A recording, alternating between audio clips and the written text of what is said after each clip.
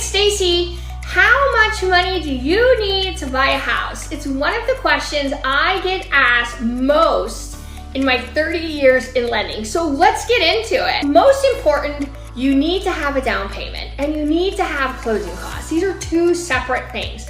A lot of people get caught up in thinking they only need a down payment when they buy a house, but you actually need down payment and you need closing costs. Now, this is not set in stone and everyone's situation is different, but here are some examples of how much you could need when you go to buy a house.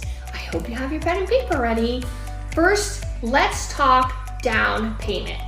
Down payment can vary depending on a few things, like your credit score, and if you're a first-time home buyer, or if you've owned a home in the last 3 years, or if you're going to live in that home, or you're going to use it as an investment property.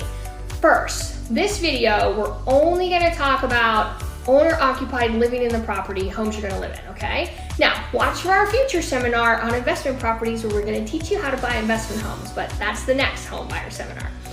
First-time buyers who qualify for a conventional loan, meaning you have a 700 plus credit score, a debt to income of less than 49%, meaning you're using 49% or less of your total monthly gross income to pay your new mortgage payment and all your debts, only need 3% down.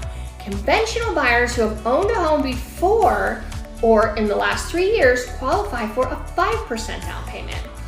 Buyers who have higher debt to income, lower credit scores, and have owned a home in the last 3 years, or first-time home buyers, either one, qualify for an FHA loan with only 3.5% down. You take the purchase price, multiply it by your down payment percentage, that equals your down. For example, if you're buying a $400,000 house at 3% down, you take $400,000 multiplied by 3% equals $12,000. That's your down payment. All loans require closing fees, which are normal. You usually need about 3% of your loan amount. This includes things like credit report, appraisal, homeowner's insurance, escrow money to pay your taxes, legal fees, state taxes, things like that.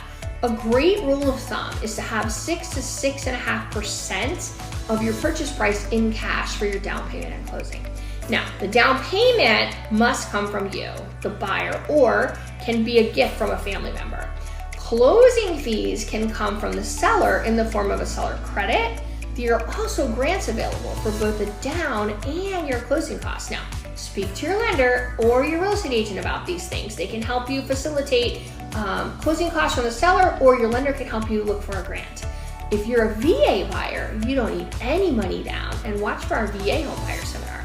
Now, I hope that helps you, and if you have any questions, just reach out, and don't forget to follow us on social media and for more tips, and so we put more stuff out there, and we're super excited to welcome you to the Slam Dunk Mortgage Team family. Talk to you soon. Bye-bye.